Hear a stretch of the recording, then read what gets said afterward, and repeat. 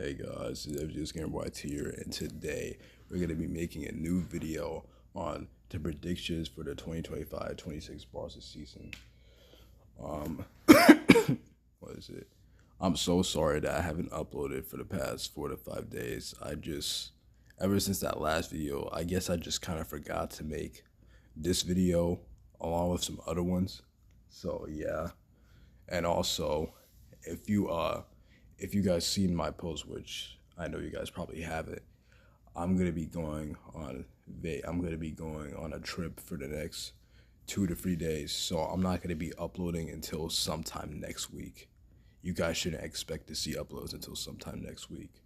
So yeah, and basically, I might make up predictions for the 2025-26 Arsenal season, but for now, since I'm an Arsenal fan as well as a Barca fan, but I'm more of a Barca fan though. Barca's my favorite club, man. It's Arsenal.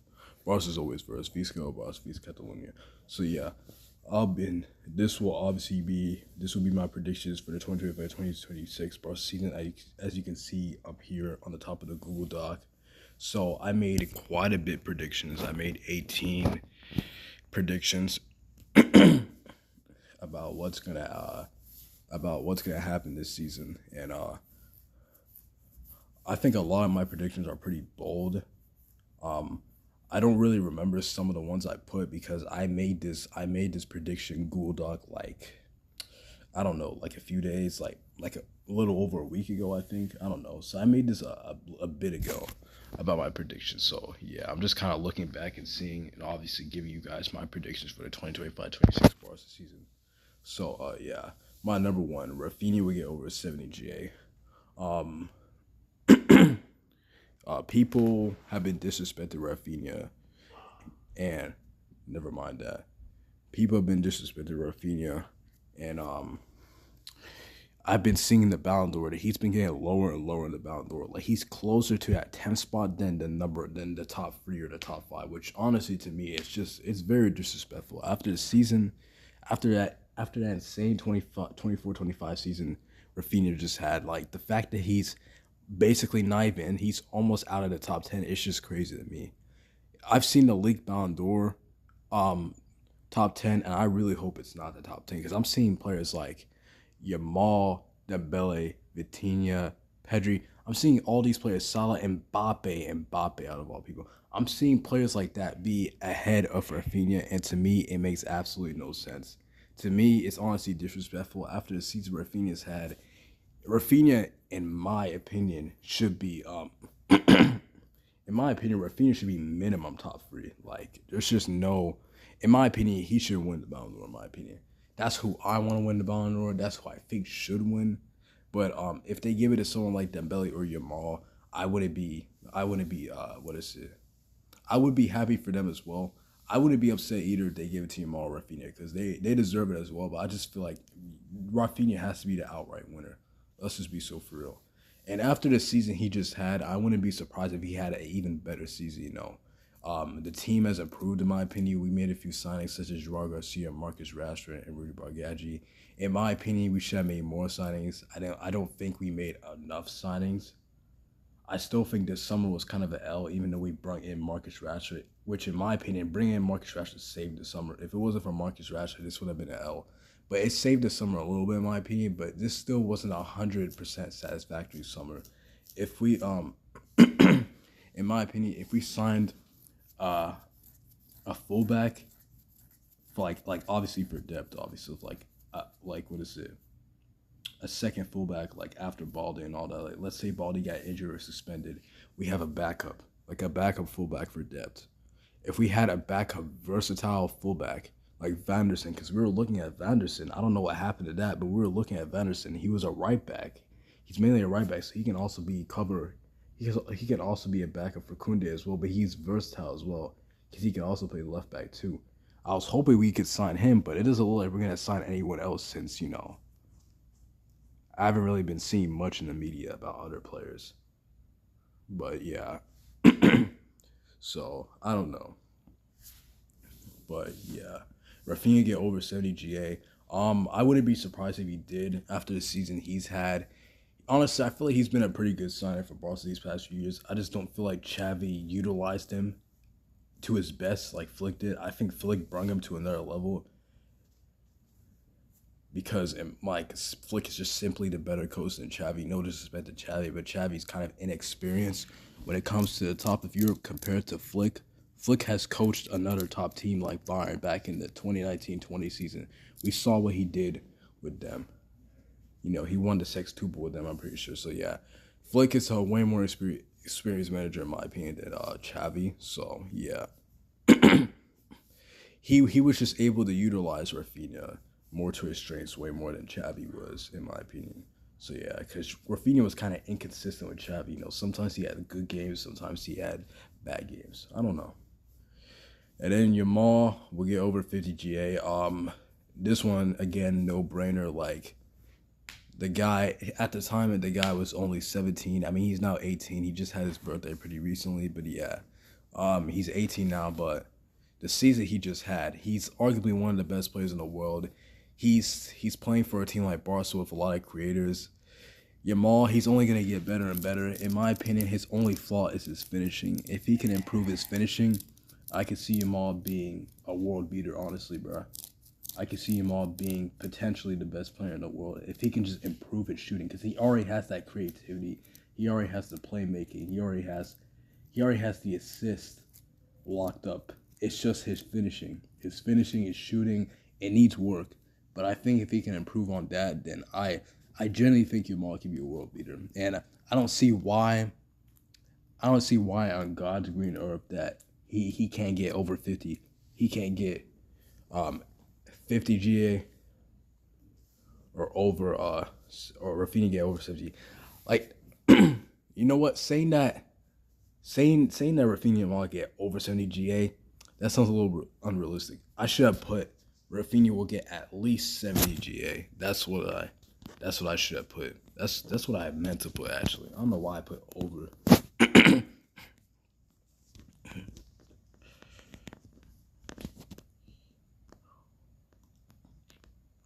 So yeah, Rafinha, we got at least 70 GA, and Yamal we got at least 50.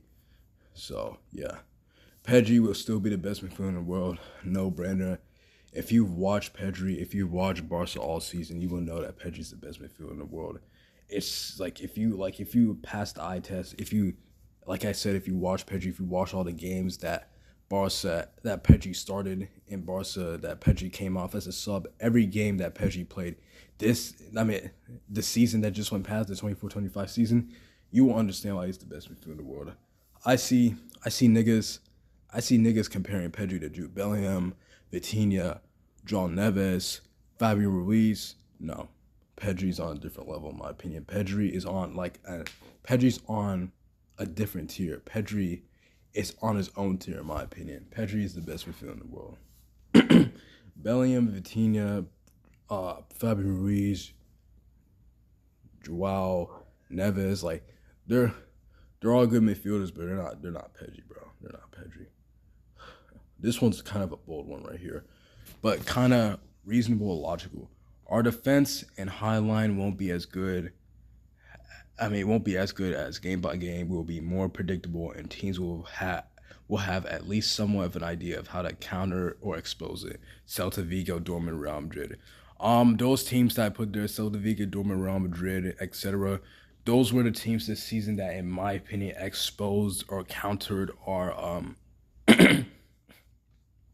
our high line the most, our offside trap the most, in my opinion. I feel like those are the teams that took the most advantage, because when I think about Real Madrid, I think about that 4-3 game. The last Barca Real Madrid encounter where Mbappe scored a hat-trick against. Our high line shouldn't be exposed like that. I think about the Celta Vigo game, how Borja Iglesias got a hat-trick. Our high line shouldn't be exposed like that. I think about the Dortmund game, the 3-1. I'm pretty sure the 3-1 in the second leg, when we the one where we lost 3-1, but we still went through to the semifinals, or where Guirassy scored a hat trick. You know what's common with those 3 games specifically? one of their players scored a hat trick. Guirassy scored a hat trick for Dortmund. Mbappe scored for Real Madrid a hat trick, and Borja Iglesias scored a hat trick for Celta Vigo. and and the goals that we're conceding too, bro. Like it's just, I don't know. Like it's kind of stupid in my opinion. It's kind of fucking dumb. In my opinion, the Highline needs to do better. I do. I kind of feel like our Highline, and I don't even know if it will improve honestly. Like, and what makes me even worried is that we haven't signed, like, what is it? The thing is that we haven't signed any defenders. We haven't signed any fullbacks for depth, and we haven't signed what is it? We haven't signed any center backs as well. Because I was thinking that we might need to sign a center back too, especially that I'm not sure about Araujo or even Christensen being coming off the bench for us, because what is it? Araujo's a liability, and he doesn't really fit in Flick's system in my opinion. And he got Christian too, who's injury prone. Like I was saying, you got Christensen, who's also injury prone as well. So I'm not really confident with our defense in my opinion, especially that we haven't made any signings towards the defense, which I really wanted, because I really wanted us to at least sign a backup fullback for like depth that can play both sides, left back and right back as well. And I would have loved for the club to sign a center back, but I don't think it's gonna happen. I don't think those two signings are gonna happen this summer. So we're just gonna have to stick with our defense. And I just feel like, even though the style that we play, the tactics that we play, I feel like it'll be very hard for other teams to counter it, because it's so hard to like make your team the same way that Flick's team is custom, like how it is. Like other teams can't replicate that, because it's a very hard tactic to enforce on your team, if that makes sense. So yeah, it's a very hard tactic to enforce on your team and like make it work and all that. So I kind of feel like it'll be hard to do that, but at the same time, I don't know. I just feel like it'll be more predictable, since we've already seen the same thing last season, and we're gonna go doing the same thing that we did last season. So I don't know. I just feel like it'll be a little bit more predictable. That's kind of a bold prediction, but I don't know. It's kind of bold, so it might not be. It might not it might not come to life, but if it does, then I told you so. I told you in advance. Number 5, our defense will suffer more frick, fuck man. Our defense will suffer. Wait, hold on. I need to go slow. Our defense will also suffer more because bruh. Why did I put of or? Okay, bruh.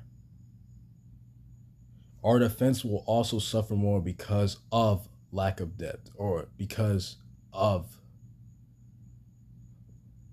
depth, bro. Just because of depth.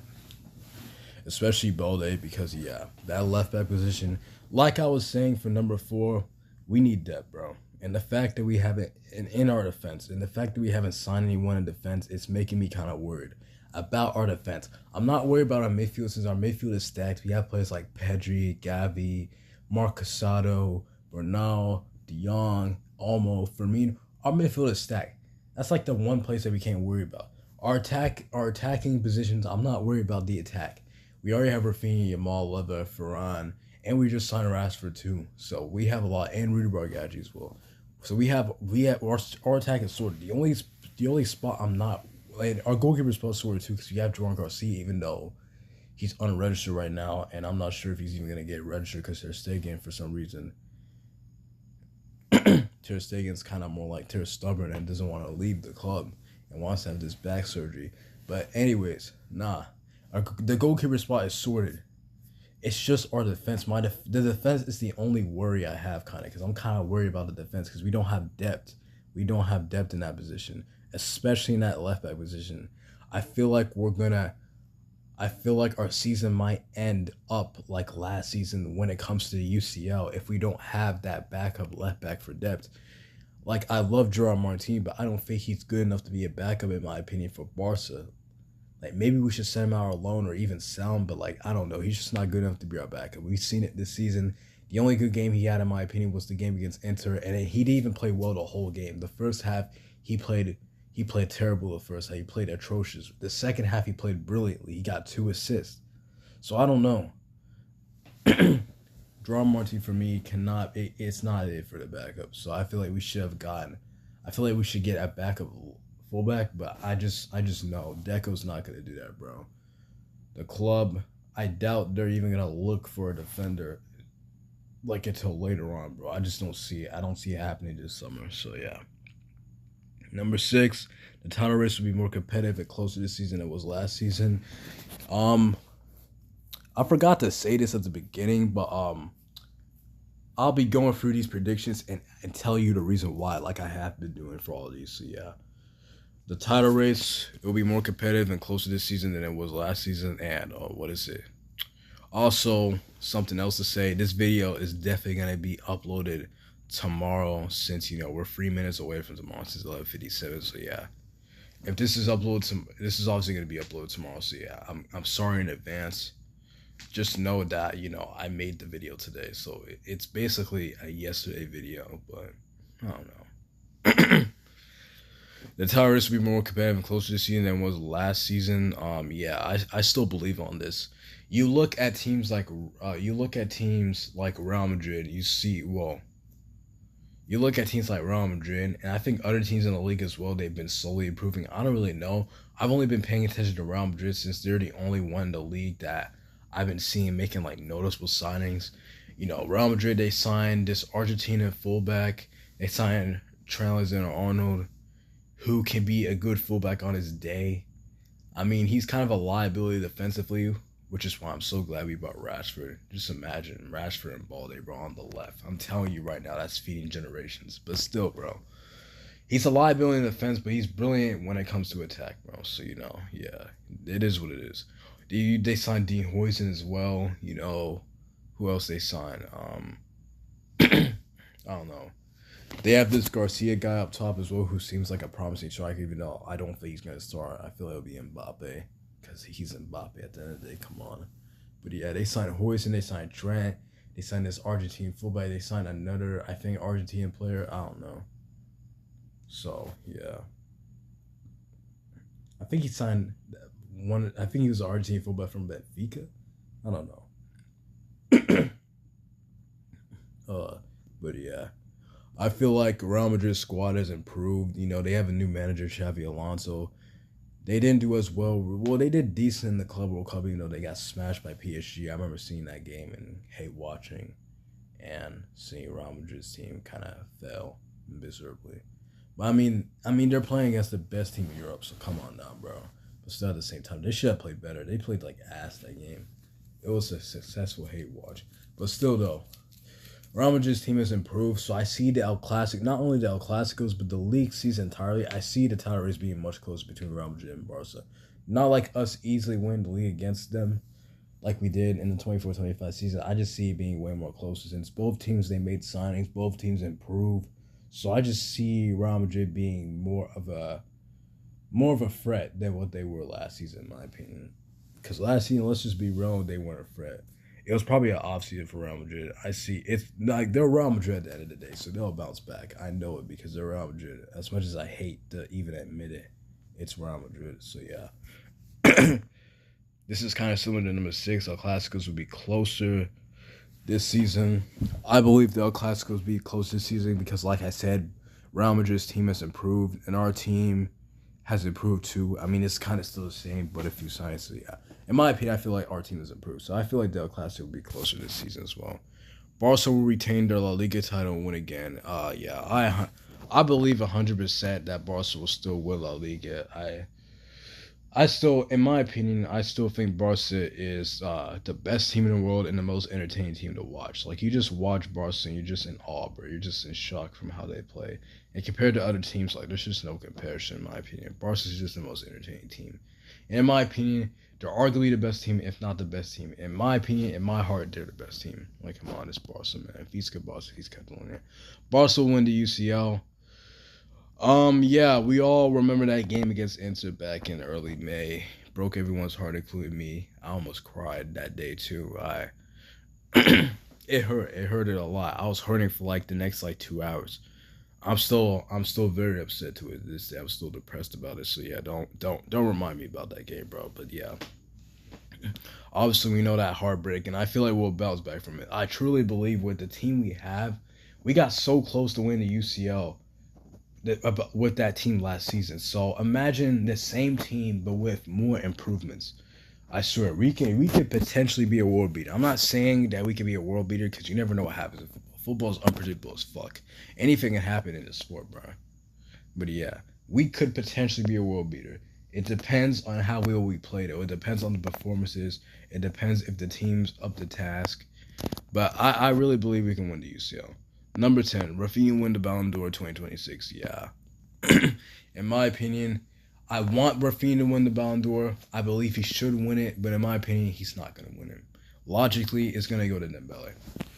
I've been saying this since I knew this since PSG won the UCL. I was like, Dembele's going to win the Ballon d'Or. Like, the last thing he needed to win the Ballon d'Or was that UCL. I'm telling you right now, if PSG didn't win the UCL, I'm telling you right now, the Ballon d'Or would most likely be like between Yamal, Rafinha, Salah, just any other player other than Dembele. Because I'm telling you, honestly, no. None of the PSG players, like, what is it? I wouldn't see any of those PSG players, Dembele, Nuno Mendes, Vitinha, I wouldn't see them being in the top 5.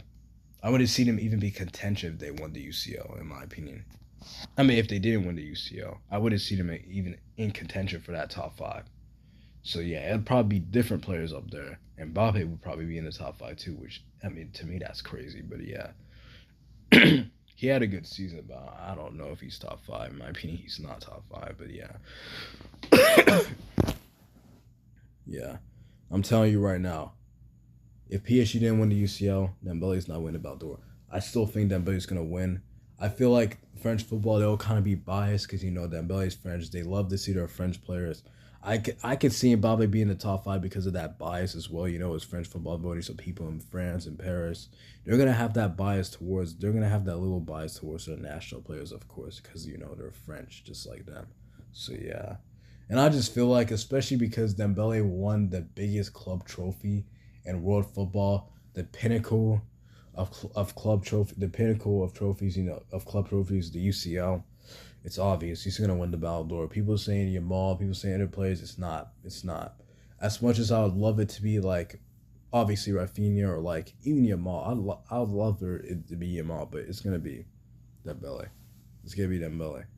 I wouldn't mind if it's Yamal, but like, nah, it's gonna be Dembele, bro. It's gonna be Dembele. I don't see anyone else other than him. Maybe Yamal may have a he may have a chance, but nah. Dembele. Number 11 for me will be better than Danny Olmo this season and will get more opportunities. This one's kind of bold, but not really. We've seen, like, in my opinion, I just think, I don't know. I just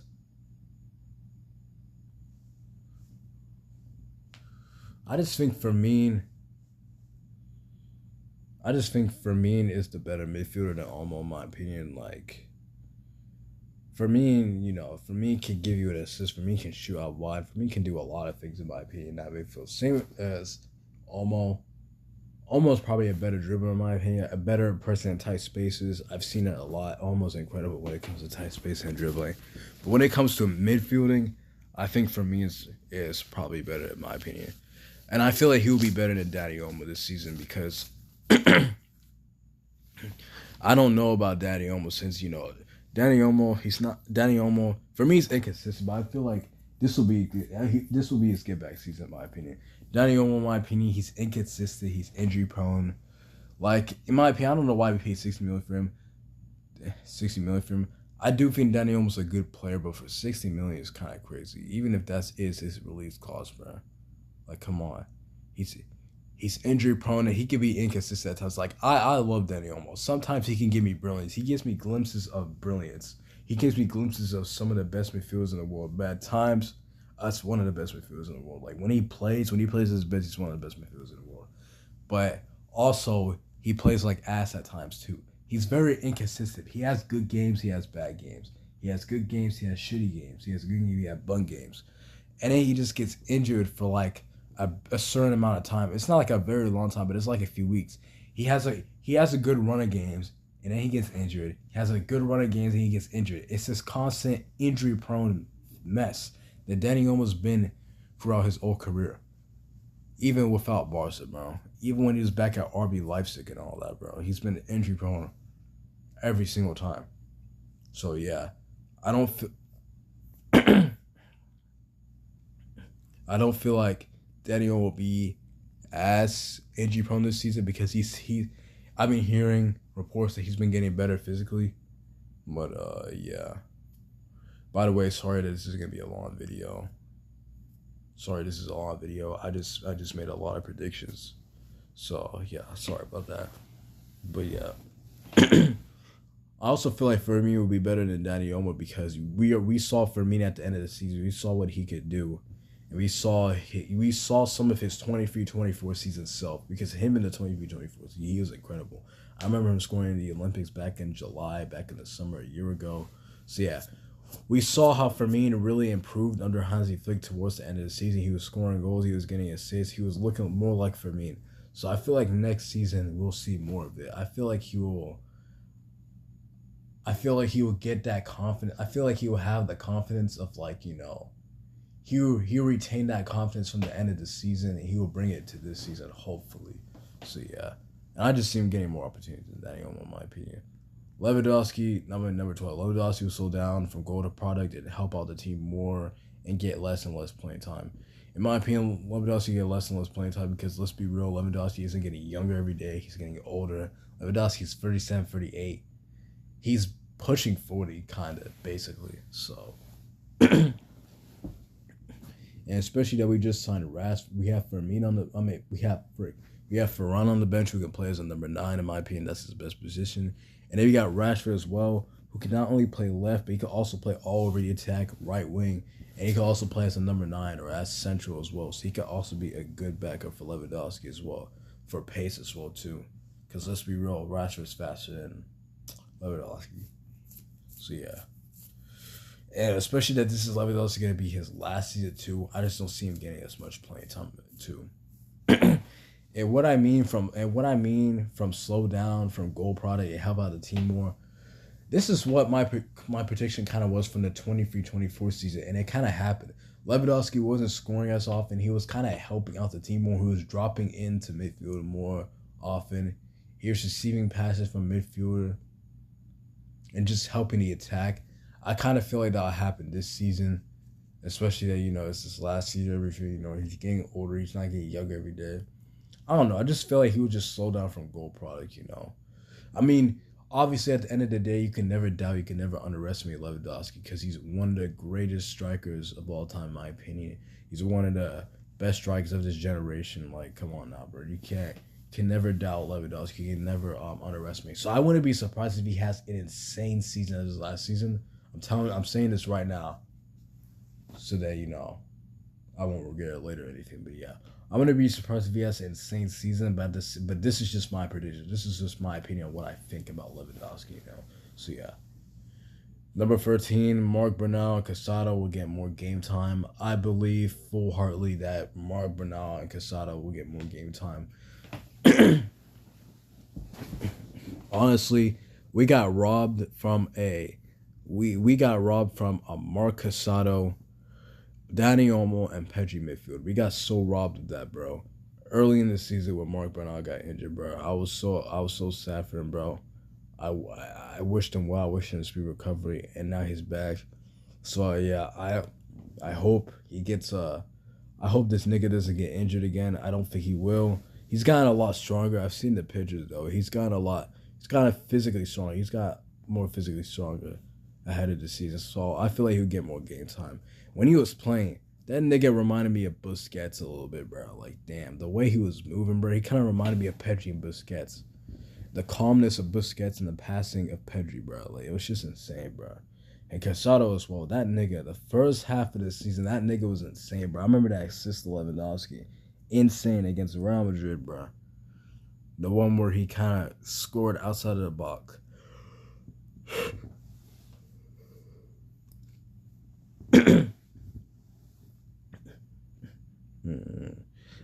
Casado reminds me of a mixture of Gavi and Pedri. A mixture of Gavi with like doing anything for the badge, physically gifted, slide tackling, winning every interception. But at the same time, it reminds me of Pedri because of his passing. Marc Casado's passing is insane, and it's underrated too. Underrated part about this game. But yeah, I believe these La Masia talents, along with other La Masia talents from the La Masia Academy, are from the other Barca teams. Will get more and more playing time with the first team, especially during preseason. Preseason is the best way to see if they're good for the first team or not. And that's why I feel like a lot of La Masia players will play during preseason. I should probably put that as one of my predictions. I might put that at the end. Gavi won't get as much game time midfield as stacked. Yeah, with all the players we have in the midfield, I just don't see Gavi getting as much playing time. We have Pedri, Dani Olmo, Fermin, De Jong, Casado, Mark Bernal. It's kind of hard to get playing time in that midfield. Let's just be so ass, man. So it will be sad as well because I remember that 22-23 season. Gavi was insane. I remember that game against Real Madrid in my brain. That nigga scored, I think he scored a goal and got 2 assists. But I don't know. I think I remember Pedri scoring that game too. I don't know. But yeah. Gavi was insane, bro, in that 2023 season. Ever since that fucking ACL he got from playing in the Spanish national team, even though De La Fuente, that dumbass Spanish referee didn't bench this nigga. He got a fucking ACL and got injured for most of the season. So yeah, bro, screw that nigga, man. So yeah. People seem to forget that Gavi got a year-long ACL. So this nigga came back around sometime this season. So yeah, we gotta give him time. I think he came back around November of 2024, so it was a long-ass ACL, bro. It's ever since around the end of 2023, like September, October, November, 2023. So yeah. Come on, let's just be so ass, man. Gerard Garcia will at least get 15 clean sheets or more. He was the best goalkeeper in La Liga. This one's kind of a no-brainer. If he gets registered, hopefully he fucking does, bro. I hope this nigga gets registered, bro, because we're gonna need him during the season. This nigga was the best La Liga goalkeeper this season, last season. Do you really think we don't need him? Like, come on now, let's just be so ass, man. We're gonna need this nigga. So yeah. Gerard Garcia will get at least 15 clean sheets or more. I have no doubt with the defense he has in front of him, there's no way he's not getting less than 15 clean sheets. Like, come on now, bro. We have that elite defense. One of the best back lines in the world, if not the best. The reason why he was conceding left, right, and center, the reason why he didn't get as much clean sheets at Espanyol, I think he had like a way less than what I'm predicting right now. I think he had like 4. The reason why he barely had anything at Espanyol is because he's playing with a bum team, with a bum manager, with bum players, bro. Of course he's not gonna get more than 15 clean sheets on that team. If he did, then that would be remarkable. That would be a miracle, bro. With Espanyol, like, come on now, bro. I think they got relegated, so literally a relegation team, bro. Like, come on. There's no way he's getting clean sheets with that team, bro. I'm being so for real. And I'm not even trying to be harsh, too. I'm just being so fucking realistic and logical, man. Like, come on. So with this back line, bro, and how good he is, bro, I just see him getting at least 15 or more. So, yeah. Number 16, Rooney Bargaji, we get some game time, but in the smaller league games, domestic cup games. This one is another no-brainer. I don't see him getting a lot of playing time like Yamal Rafinha just because they're Yamal Rafinha, some of the best attacking players in the world right now in football. So I just don't see him getting playing time ahead of Yamal, really, because he's a right winger. So yeah, ahead of Yamal, he's supposed to be ready for Yamal. So yeah,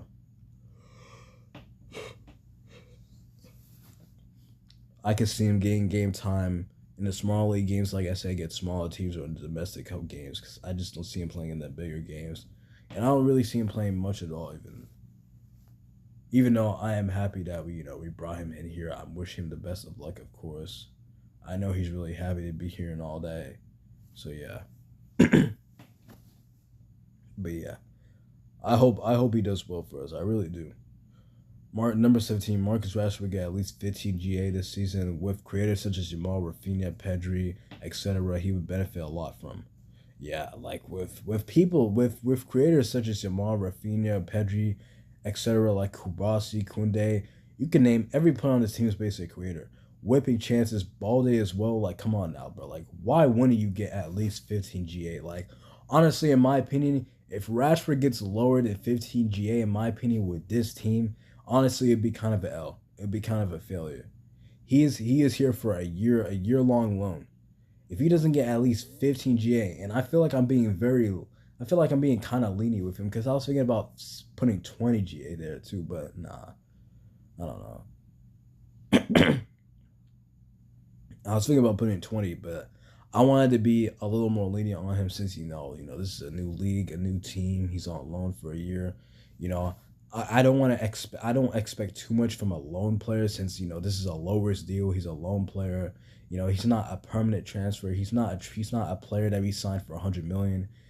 We barely paid anything for this nigga except for his wages. So like, I don't expect much from him, but I expect for him to at least get 15 GA. With the players that we have, if Flick starts him in a lot of our matches, in a decent bit of our matches, I can see him getting a few goals and a few assists. With the players that we have on this team, like, come on now, bro. And then number 18, actually, this will be number 19. Hold on. Let me add another prediction here. Okay, so number 18, Flick will play more La Masia players in preseason. No brainer. I did say a few minutes ago that I was gonna add this in the prediction phase, so I just did. And yeah, no reason why he shouldn't. He did the same thing last season. Look what happened to Paul Victor. He did brilliantly in that preseason. I know the season for him didn't go as expected, and he's leaving now, which is very unfortunate. I wish him well, but yeah. I just see Flick playing more like La Masia players this preseason, and I can see La Masia players proving themselves to be on the first team, being consistent players on the first team who will get opportunities in the season that come. So yeah, I'm really hopeful that these La Masia players can do well. And yeah, I just see Flick playing La Masia players in the preseason. Even though our first game against Vissel Kobe is probably going to be canceled, which is very unfortunate because we could have earned a lot of money from it. And as well, this is our preseason, so we're trying to have as much games as possible. But I'm hearing now that the game might be played this Sunday, so yeah, we might see the game in a few days, but yeah, we don't know. Our preseason might be effed for that first game. It might be a little fucked up, but it's fine. We still have the rest of the preseason to go, even though it's very unfortunate, and I'm kind of upset about it too, because I want to watch Barca. I want to watch the Flickinator play, bro. I want to watch Flick play with this team again. I haven't seen Barca in the Flickinator for so long, man. So yeah. And then number 19, and probably my favorite prediction, Barca will win the treble, bro. This is a bold prediction too, because teams, what is it? Real Madrid, they have proved as well. What is it? A lot of teams out there, they've improved, but like, I don't know. I just feel like with the team we have, the improvements we made, I know we didn't make enough, but with the improvements we made, I'm just confident. This is just a confidence prediction. I'm very confident that my team can. I'm very confident that Barca can win the treble. If we were able to win the domestic treble, and if we got all the way to the semifinals in the UCL, almost winning it, I can see Barca winning the treble. I can see us winning the treble for the 2025-26 Barca season. So yeah, this will be the end of my video for the predictions of the 2025-26 Barca season. But if you want to see more about why I'm not going to be uploading for the next few days, then check my posts, even though I already said this video and all that. And yeah, this was kind of a long video, pushing 40 minutes. That's honestly crazy. But yeah, this is probably my longest video in years, honestly, in a while. So yeah, I'll see you guys next time, and bye. Or I'll see you guys in the next video. So yeah, bye.